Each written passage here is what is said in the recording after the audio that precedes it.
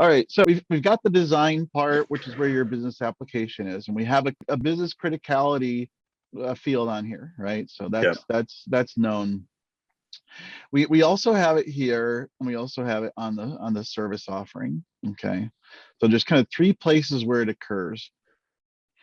This is a design business criticality, which is like a business requirement. Think about this as when you're paying for creating a new application, you are to design it to be, highly available or available whenever, at your leisure. So anywhere on that spectrum, from critical to non-critical.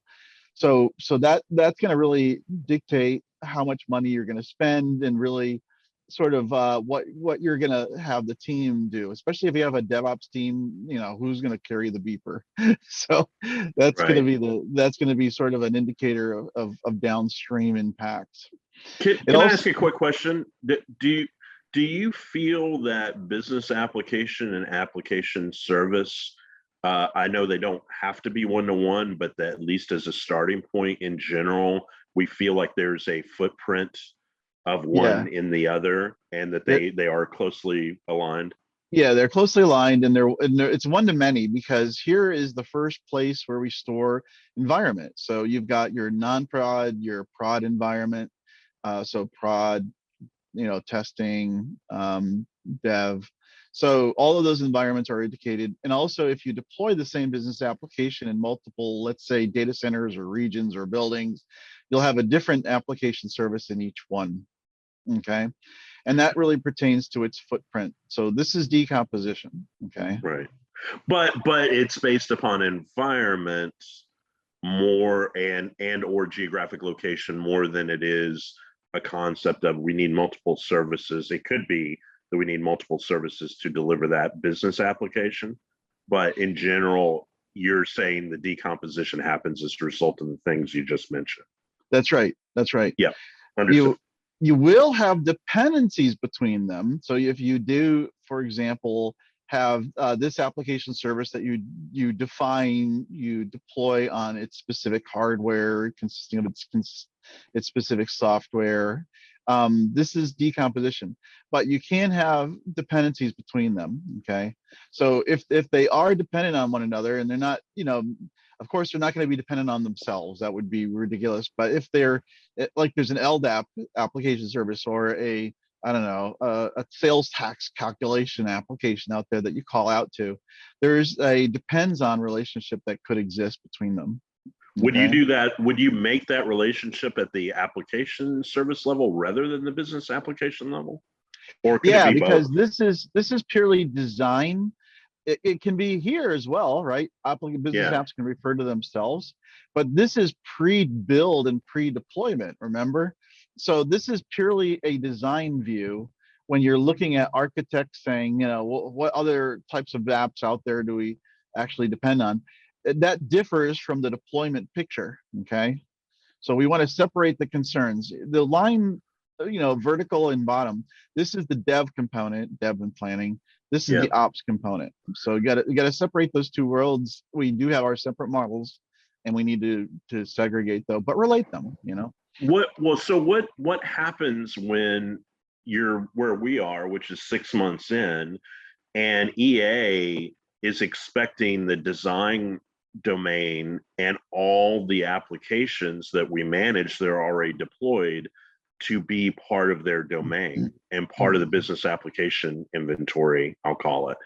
Is that backwards? Is this really supposed to be net new going forward in terms of the design domain? Net new and existing, right? Obviously, okay. if you Existing is what I'm talking about. Yeah. So if you went back and you at least had the business apps for everything you have deployed historically in those relationships, you have a good design view of everything, right? That is conceptual in nature. Here, it's not. It doesn't really articulate its underlying structure until you say, okay, where is that thing deployed, right?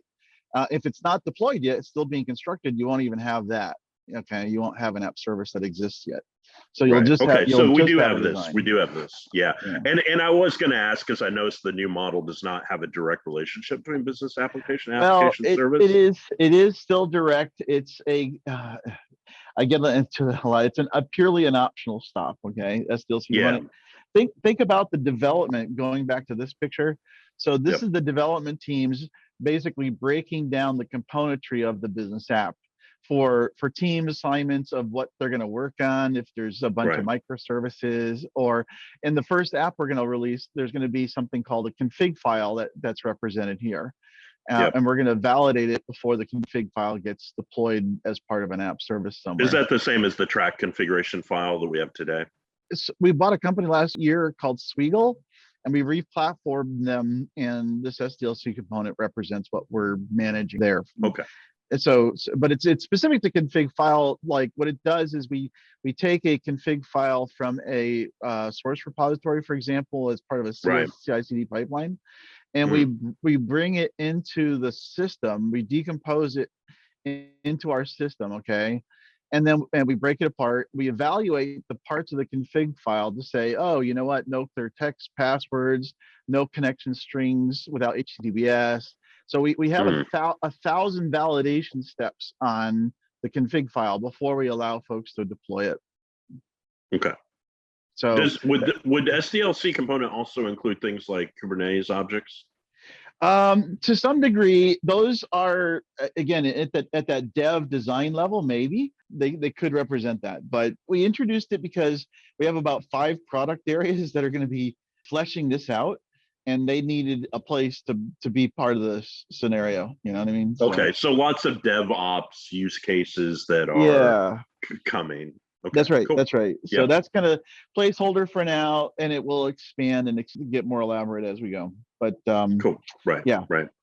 But for our purposes, we have this, and that works just fine for decomposition. And then you have depends on between them.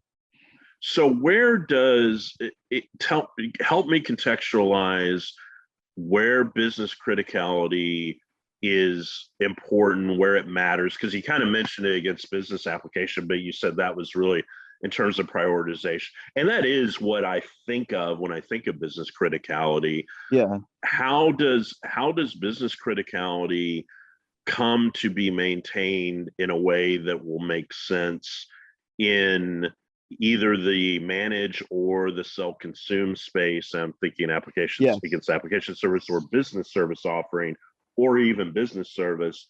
And then how does that play into SLA, if it plays into SLA? Yeah, so the criticality is on the application service as well. When you stand this up, you also indicate the criticality of these, which is like the non-prod stuff of a critical would be lower, would be lower, right? Absolutely. Yeah, of course, yep. Yeah, and it would have a different footprint because they're not going to do like file replication across data centers and all that. You're not going to do that in dev. Yeah, obviously, that's too expensive. So criticality of dev is lower, obviously. Yeah, now, and honestly, we're really super focused on operational production instances. So while we realize there's decomposition and there's a one-to-many business application service because the stacks across the environments and how business criticality would fit in there, we really are thinking of it in terms of just that operational production stack that is not always, but almost one-to-one with business application. Yeah. So prod business criticality should pretty much match this, okay?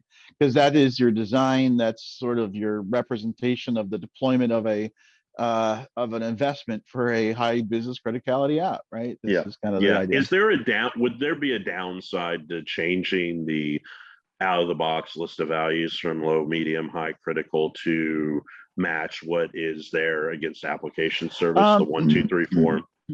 I mean, there's no, I wouldn't say there's any major impact on doing that. This is where I would defer you to kind of talk to the BCDR team on the GRC team, because they can probably provide a little bit more, granularity on how they use all this. Yeah. Because they're more focused on the operational aspect of this, not necessarily design and planning, but Yep. Yeah. But I would. I mean, I don't think there's going to be a major harm in doing that. So at this point. Yeah, and there's a debate over which one should take precedence, but I think that's a great response, is just to let's know more about the BCPDR space. Yeah. So the last part is the business criticality of the offering itself. And Yep. Yep. this is the expectations you set with your consumers from a catalog point of view. And it also should match your criticality of the application service, which it actually is using.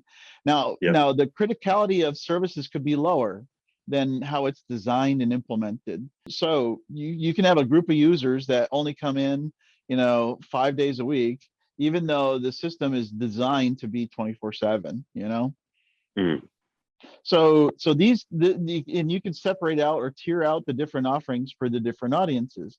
So if this group of folks has an outage, if there's an outage, these guys aren't going to be, too worried about it on the weekend. But these other folks, which have a higher criticality, right? These might have a higher criticality on the same application service, may be calling in. Now Are that's a little we? Sorry, go ahead. that's a little bit of a detail that you don't need to get into. What you're really trying to do is match criticalities, but it doesn't always stay the same because it changes over time. And you want to make sure that you're exceeding at least the design and implementation for what your customers expect. How does business criticality play between business service and business service offering?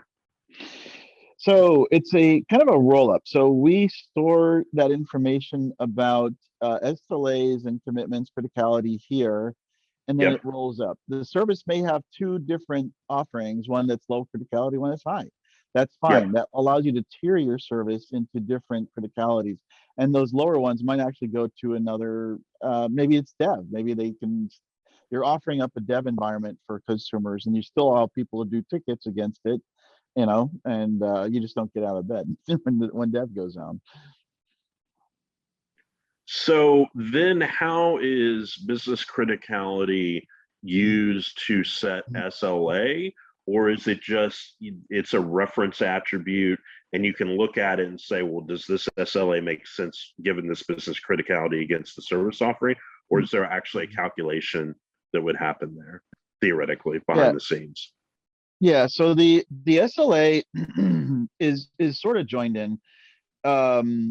But SLA has more specific commitments to it, and usually you tier that out as well in some way. And the SLA will be specific to the offering and the consumers Mm. of that offering. So Yep. Yep. there could be contracts involved. And I was going to switch gears here in a minute. But when you're designing and implementing your offering, you have a lot of stuff to kind of put in there.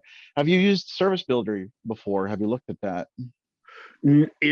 I don't think so. Is that when if you're creating a service through sort of the interface, like from an Yeah. SPM perspective? Yeah, and I was going to ask because we noticed that when we were starting to talk about tying together the logical CI layers, that we ran into a dead end, basically, that business service. So we have connections between application service, service offering, and business application, but then there's nothing that is connecting back up to the business service, the product. And I expected a relationship to be there when we populated the product against business application and application service. But there's nothing there at the moment. So I Yeah. was wondering if we didn't, we went bottom up instead of top down. If we'd gone top down, it would have connected the things with the relationships that you would expect. We're getting there. If you look at digital portfolio management, we're bringing the business app and the business service together in one user experience. But Service Builder gets a little bit more detailed in actually defining all this stuff.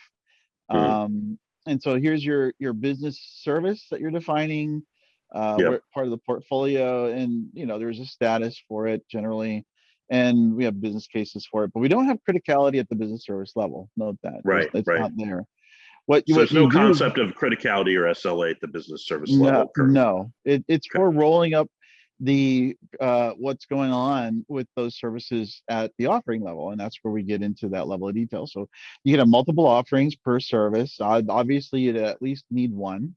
When you go into that new offering, and these can be tiered, you've got the type of consumer you can specify, and this is where criticality comes in. Also, we're getting into lifecycle planning here. So Yeah. when do you want to do with that? Description of the offering, but then you get into other certain things like the team that's working on it. operations. This is kind of where you get into the commitments. Now the commitments can be really granular there, and you can have a pretty elaborate, stated commitment there. So Is this like agreements today? it's sort of like agreements. It's the commitment to fulfill the agreement when if you have a contract, or if you have a person in the catalog ordering this. Mm. This is something they should be able to see and understand. This is when it's going to be available. These are the commitments that we have, maybe from our Business vendors. centric language, right? Yes, exactly. Yeah. Exactly. And then you connect it to the catalog items. This is where, it surfaces in the self-service area. And we also talked about dependencies. There may be other Yes, yes, offerings that this is can be. major. This is really important to us. And we're not seeing this, I don't think, today in Rome. Is this part of San Diego? This was actually, it's Rome. You should be able to see the service builder in Rome. Okay, I'll look that up because I knew that this existed against service offering. And this goes back to what BCP was saying about we need to understand the dependencies across logical CIs rather than just top down from application service down to hardware infrastructure. Yeah, yeah. Yeah, And we're trying to yeah, make this yeah, more easily set up for a yeah, layman. You don't have to know the model. yeah. And this is, we've got little guidance tips over here on what to do, how do users subscribe to this service, financials, like what's my cost, what's my price. So what should I, and this may or may not be exposed to the user, but it should be. They should know how much they're gonna, cost the company. And then there's a estimated spend aspect too. And then this is a bit of a pie in the sky. This isn't like a general ledger level detail, right? Accounting level detail, but this is for folks to thumb in the air, Yeah, express this and track it. And then yeah. last is performance. Now, this is an area that's going to change a little bit. I'm going to go back to the diagram for a second. Performance is based on rolling up anything that's related to this particular offering, based on its underlying, application service in this case. Okay, so that's kind of what will tell you whether you met the certain KPI of the commitment, or the performance, right, from an Mm. availability perspective. Also gets into some of the business continuity planning, and if it did go down, did we get it back up in time? What was the outage?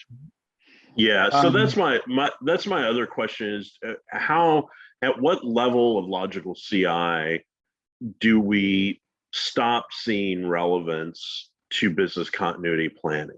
And yeah, my thought is everything you just described and where I kind of was seeing this going was that business service offering could be a really great hook if you're trying to prioritize things and understand relationships between things from a BCP standpoint.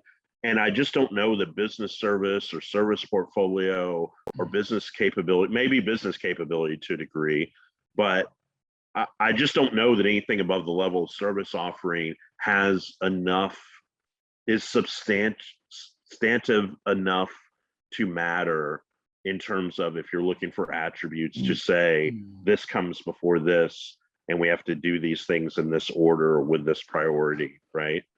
yeah. Well, and it gets a little tricky because of those offerings can depend on other offerings. You know what I mean? Yeah, And then there's a decomposition aspect where the application service may consist of many in underlying piece parts, servers and software and yeah, whatnot. yeah, And this might be a fault tolerant design where something can fail in one data center and it's still up and running, though the users are none the wiser. You know what I mean? yeah, So you're still meeting the commitments of the customer. So how we're dealing with outages, how we're dealing with availability metrics, we're going to be applying it across the board so that we can aggregate this. So the idea here is this ultimately down here, this is the physical tier, is going to drive all of the reporting above it. yeah, Okay, so that's going to be why the business continuity is important here, but it's not too critical here because you have a different one here, which is really at the consumer level. It's important to match this, obviously, but then also underlying all that infrastructure, the criticality here also comes into play, right? Right. If I'm designing an application and I order, I'm on the team and I'm going ahead and I'm designing my production environment, and I order something from the infrastructure team that doesn't quite meet the SLA, you know, I've Mm, got a lower tier offering here that I consumed, right? This is also part of the catalog of the piece part, the server that I implemented in a higher tier business continuity requirement. So we don't store continuity down here necessarily. We store it at the offering level, which is why right. the dynamic service is really important. So here's what we can do with all this, right? So let me just draw out where all the business continuity parts are and what we can do now. So we have business continuity here when you're designing this at the component tree level, right? At the individual resource So we level. definitely have a gap here, by the way, which is we really do not have technical service offering defined at all. Okay. So this sets expectations for the guys that are assembling new things, or, So this would that, be like, I need a Linux server, or I need yeah. an Oracle database But instance. again, so if I need a Linux server, is that a Linux server for the dev environment, or is it one for the Yep. production environment? Yep. And this is how they're going to get out of the bed or not when the incident comes in against their particular server. Yep. Okay. Now that trickles up to the folks that are expecting service here. So think about it this way: if you have BC business continuity here, if you have it down here for every piece part, we can see where there's a mismatch between what the customers are expecting and what the criticality is of the underlying componentry. So we could do some pretty advanced stuff at that level, okay? But it takes you do have to implement the technical services, you do have to implement the business services. And this still just pertains to design and implementation, but where it really matters is here. And actually, the design of the overall system, like the dependencies that you develop between these componentries, these guys don't know. Obviously, they're just giving you hardware. They don't know how you're designing it and putting it into operations. So, only somebody up here can really know that to drive the design. So say a little bit more, because you said two things. One was, you said this is where business continuity really matters, and you were indicating that was against the application service. Yes. Okay. And then also you talked about the mismatch, and you're saying basically that a technical service offering might have a mismatch in terms of the criticality or even the SLA of That's what's right. being deployed that is a dependency for the business service offering. That's right.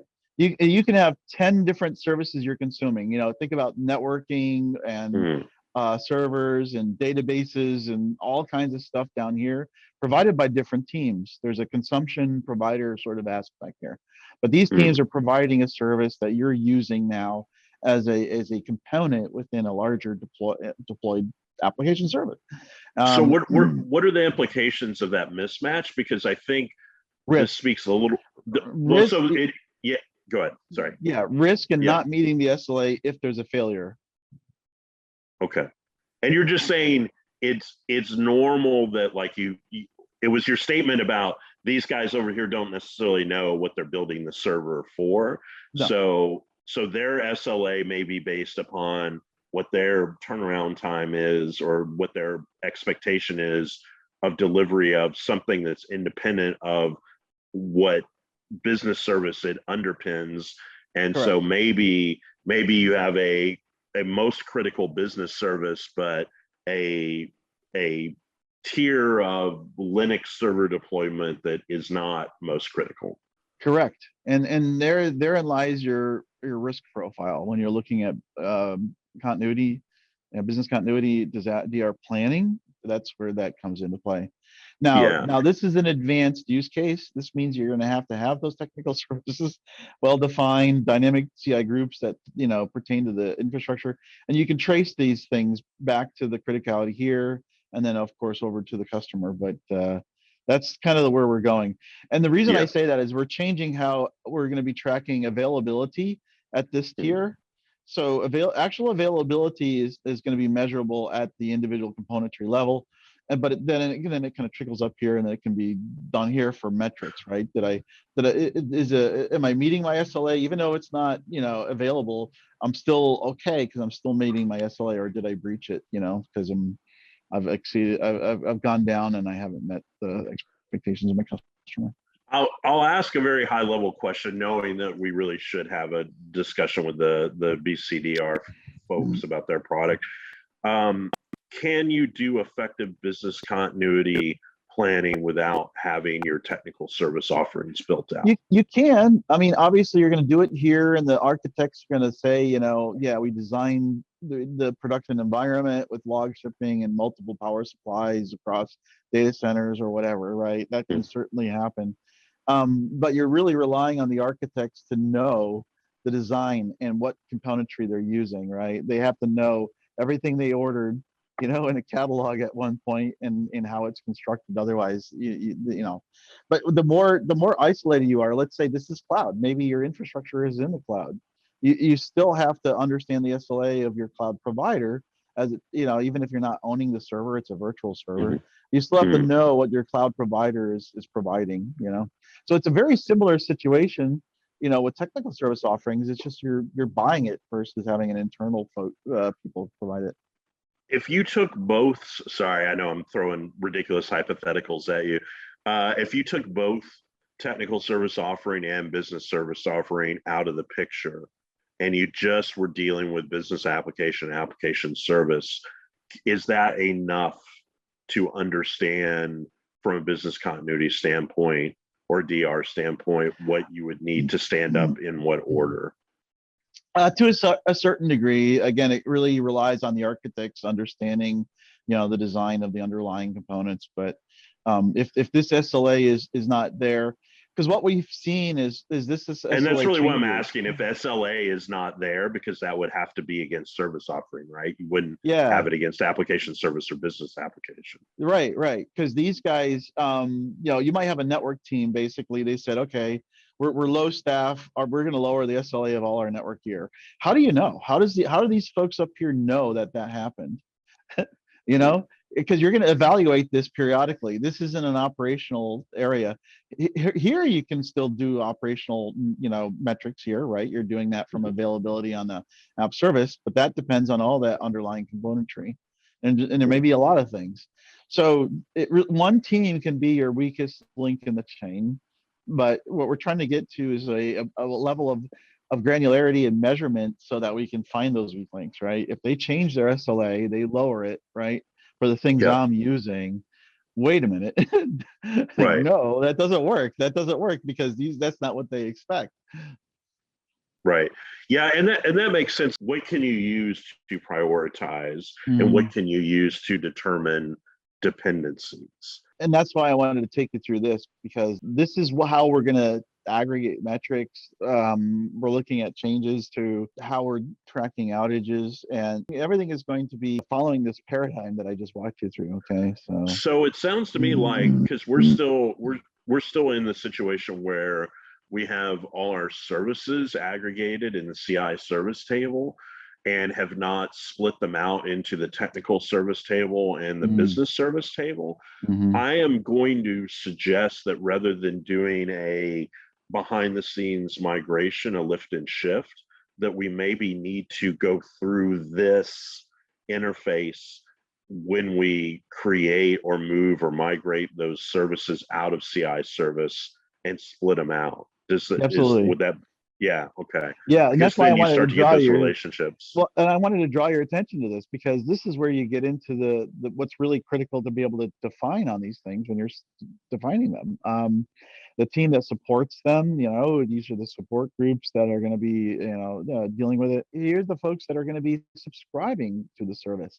Now, what does subscription mean in that context when people subscribe to a service? Okay, so a service can be just subscribed to by an individual. So this would be like a user table in an app, okay, for example. But if this business application, for example, supports all of the buildings or in a specific state or in a specific for a building like the badge reader, you can provide that here, okay, from a location point of view, Mhm. or company or department. So you can do departments as well. HR, all of HR depends on this thing. So however Is many this people really that just is. tagging? Is this really just No, tagging? this is Oh, okay. establishing a reference to the particular offering. Why this is important is, think about, let me go back to the diagram a minute. If you have a change or an outage of a server, just one server, but now you know which app service is part of, the offering that depends on it, it's part of, and now you know the subscribed users. You don't have to spam the whole company. You could just say, let everybody in this location know that this is going down for an hour. Yeah, 'cause right now we don't track it at a granular level, at that subscriber level, for the most part, right? We spam the whole company no matter what happens. But this Mhm. gives you sort of that level of granularity that you need to properly manage outages, changes, even changing the SLA. I can say, you know what, we're going to take and change our SLA for this location because we're not going to staff it anymore, 24/7. Right. So think about you, the service owner is the proprietor of their service. They are the manager, the product manager of their service, and they I have was to going to say, know. what role do you typically associate that with? Yeah, service Portfolio owner. manager, service. Yeah, but I mean, is that like a product owner? Is that the PDM? Is that the Well, portfolio owner? where we're going is we're joining up the business application with the business service and the offering, because this is turning into a product owner. When you're product owner, you sort of own the entire life cycle from design and implementation, okay, Yep. all the way through Yep. the consumption of these things. And then you should know who's consuming your stuff, okay? Yep. So this gives you the facilities. It's still divided a little bit between the business app tier area and the business services or the technical services if you want to get that to that level of granularity. But yeah, it is where we're going. We're bringing it together. I'm going to ask another out of left field question. One of the things that we ran into when we were refreshing or the baseline of product and portfolio was that teams came to us and said, we have one product, but we have three PDMs, or we have more than one product owner, we have more than one even portfolio manager in some instances. What do they Is own though? I mean, if they have more than one, what does that really mean? I don't I that's very much the question, right? Yeah, and And what they've said is our product is too big for one person to manage it. And yeah. what I have suggested is that maybe the service offering level, we could get to that one-to-one relationship, or Well, something below the service level, because they're trying to say, I have a team of X number of PDMs or product owners for a single business service. yeah. So we see that in like a monolith that's broken down by separate microservices. That's another use case for the SDLC component that we're going to be implementing. So you might have a different owner for each app service here at this tier. Mhm. And this portion of the application design, because these are all going to be highly integrated in a microservices design, you're talking about multiple app services that are all loosely coupled, highly Yep. integrated, Yep. and they could even be deployed on different hardware. But this is where you can get into multiple owners of each of the components out Yeah. there. And honestly, I think the ownership gets to be one to one when you start talking about just application service level. Yeah. It doesn't even have to go, because there would certainly be a collection of microservices underneath that. But I think it's just at the business service level, it's a Mhm. many resources to single role relationship. And we're Yeah. trying to get them to understand that there's a bunch of reasons why that isn't really the way that we want to manage that. That ultimately you need to have a one-to-one relationship to have effective workflow and just Yes. ownership and all the rest, right? Yeah, yeah. And here you would, if it is a microservices, you might still have one business application tier, and you Mhm. have multiple microservices, multiple owners of each of the componentries, and potentially different offerings. But even the customer, they may not really care, or even know who the multiple owners are, right? When they come Sure. in, Yeah. they're going to say, I have a problem with this thing, no matter what it is. And Yep. then somebody's going to have to troubleshoot it. Oh, the server used in this particular microservice is down, so that's the person we have to get on the phone. How granular do people get? Sorry, I'll ask one last thing because you've given a ton of great answers. This is all really great information. I'll ask one more thing, which is how granular or not granular do organizations tend to get with business service offering? So like I certainly have seen all the list of examples of like, gold, silver, bronze, or building a workstation or a laptop for an executive versus a help desk employee, or by region or things like that. But I'm just wondering how much more, is there a reason to discourage granularity of business service offering, maybe in some of the ways that we've done it, which is to say business service offering is less one-to-one with business service and more one-to-one with business application and application service. So now we have this triumvirate of business application, application service, and service offering, and they're virtually one-to-one, and they're tightly coupled, and they're talking about making it so when you create one, it auto-generates the others.